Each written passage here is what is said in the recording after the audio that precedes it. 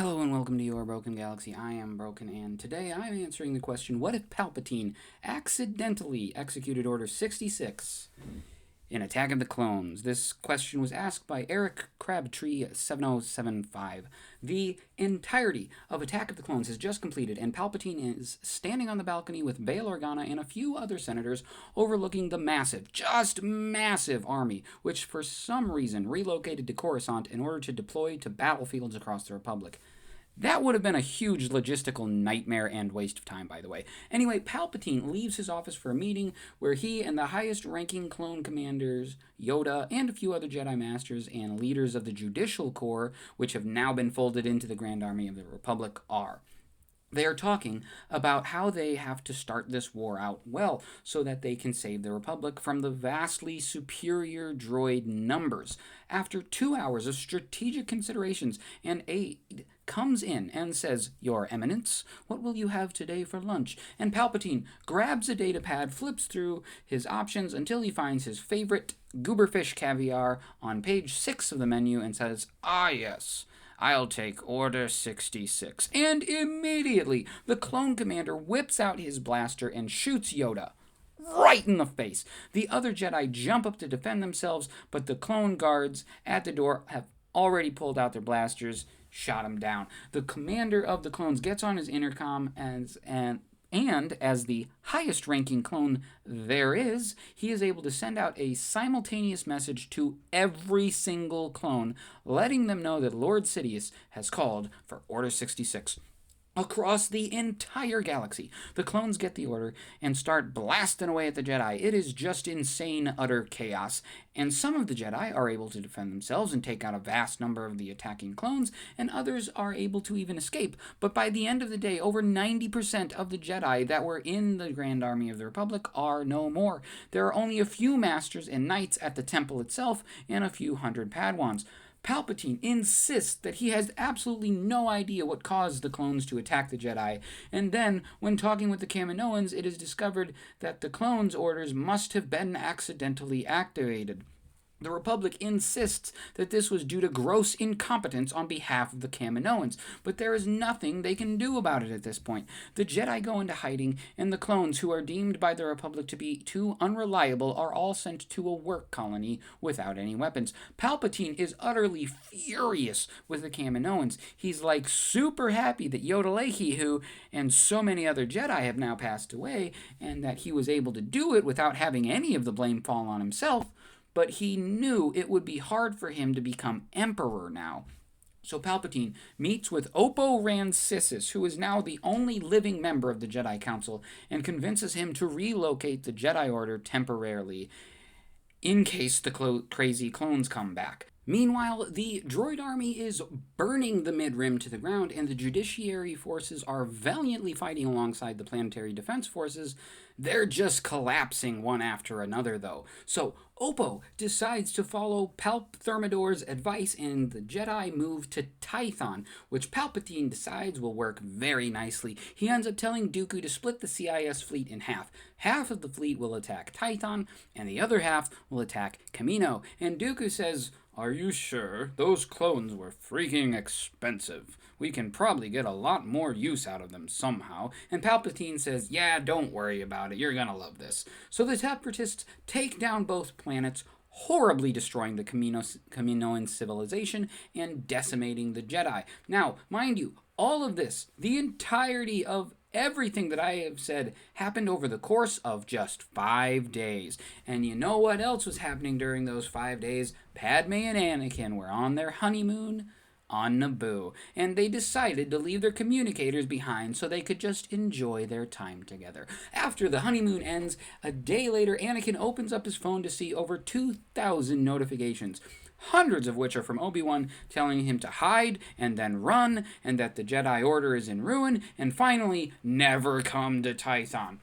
Padme, on the other hand, has over 20,000 notifications, and she just decides that her best course of action is to resign, rather than deal with all the fallout, especially considering she was one of the primary instigators of this war due to her unwarranted trespassing on Geonosis and subsequent attack on the Geonosians. They just decide to keep hanging out on Naboo and let the galaxy burn. So Palpamander ends up calling up Dooku and says, Count, okay, I'm not going to lie. This didn't go anywhere near according to the plan, but I'll be honest. Things are going to be okay. Our estimates are that something like 98% of the Jedi are dead. And Dooku says, how fortunate, my lord. And Palps is like, yeah, I know, right? And Count, here's the deal, man.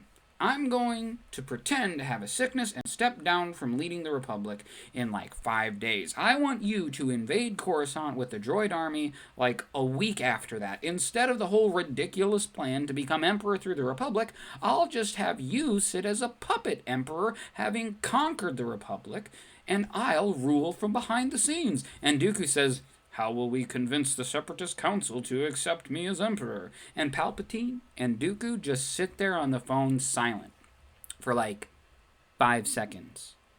And both of them just bust out laughing. And Dooku says, I'm sorry, I couldn't help myself. They're idiots. I'll attack Coruscant a week from Tuesday. They'll be fine with it. So Palp says he has space cancer. He steps down from office. Dooku attacks the Republic.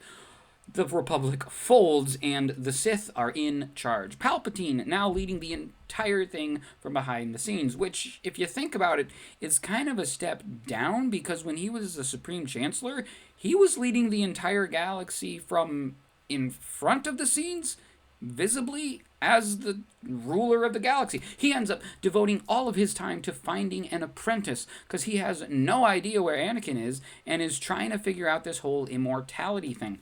Dooku rules, like, super justly. I mean, he was just willing to start a war, but the laws that he is enacting are, broadly speaking, very, very good for private industry, for small business owners. He has an approval rating that is higher than Palpatine ever had as Chancellor. Palpatine is a bit jealous of this, but Dooku's like 90 years old, so he knows that he better just put up with it for a couple years, and, Dooku's old age will take care of itself. Once Dooku eventually passes away, the new Emperor, Palpatine, is kept secret. This is played off as like a humility thing, but of course it's just Palpatine wanting to be in charge without anyone realizing that the new Emperor is the old Supreme Chancellor. So after 15 years of ruling the galaxy, Palpatine figures out how to do perfect essence transfer and indefinitely prolong life. And wouldn't you know, the very next day, he learns that his old political rival, Padme Amidala, has been on Naboo all of this time, married to Anakin. So Palpatine thinks to himself that Anakin is the only person stronger than him. And at this point, Anakin is only in his 40s, a fine age to live as and to rule from. Because, his body is old and ugly, so why would he want to prolong his life in this one when he could steal Anakin's and then prolong Anakin's life indefinitely? He goes to Naboo and visits Padme, and she's like, Supreme Chancellor, how? I haven't seen you in ages. And then he says, Queen Amidala, I'm so glad to see you. Then Anakin walks up and is like, Sheev, buddy, how have you been, man? And Palpatine says, Anakin, I always thought you may end up with Padme. So they give each other a big ol' hug and have a nice meal. And Sheev and Annie go out back to talk. After a minute, Palpatine looks at him and screams, Change! And suddenly, Anakin finds himself in Palpatine's body, and vice versa. Palpatine quickly kicks Anakin in the crotch as hard as he possibly can with his new legs, and Annie, in Palp's body, falls to the ground in agony. And he says, Oh, Anakin, you never knew, but I was the Sith Lord all along. I orchestrated this entire Clone War and the downfall of the Jedi. I've been ruling the galaxy from the shadows, and now with your body, I'm going to rule forever. And Anakin says, Oh my gosh, the pain. And Palpatine says, that's funny. Anakin stands up and pulls out Palpatine's lightsaber. Of course, they've switched bodies, to which Palpatine says, Oh, crap. You want to fight me now? Why did I even bring my lightsaber? Of course you're gonna take it out. So they start going at it, a fight for the ages. Palpatine, in Anakin's body, who hasn't practiced for years, is being overwhelmed by Anakin in Palpatine's body. And Palpatine is totally surprised by how good Anakin is despite having the weaker body now. And he says, "How are you so skilled, Anakin?" And Anakin says, "I spar with my son Luke and my daughter Leia every day." So Palpatine jumps over Anakin with Anakin's body, and Anakin in Palpatine's body deftly slices off both legs and one of the arms of Palpatine in Anakin's body. Anakin goes to stand over his own broken and defeated body, and Palpatine from within it looks up and screams, "Luke, come help me!" And then, looking dead into the eyes of his own body, which Anakin inhabits, he says, "Change!" and is able to switch back into his old body. And after the body change, Anakin says, "Oh, wow, and I thought the kick to the groin was painful." And Palpatine says, "Don't worry, I'll just take your son's body instead."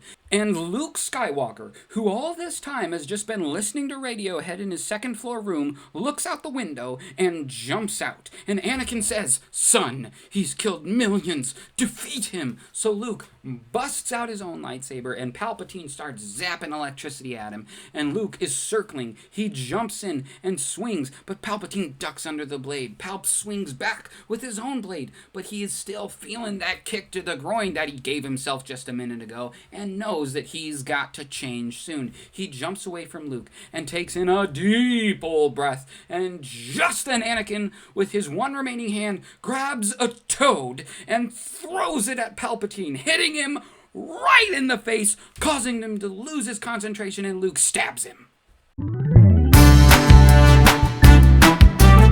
Well, there is my video for today, and I am so glad that you watched it. Perhaps you noticed just a little bit of an homage to another intellectual property, another TV show that I happened to watch in my younger days. If you caught that, please let me know. If you'd like to support the channel, check links in the description below for Patreon. I do have monetization on YouTube, but right now I'm trying to figure out the whole tax thing with the US taxes and stuff, so I can't have YouTube channel members yet. But if you want to be a YouTube channel member, if you want to send me a super thanks or something like that, first off, I'm incredibly grateful, but just wait a couple weeks and hopefully I'll have that all figured out. Thanks for watching. Please like, subscribe, and all that garbage.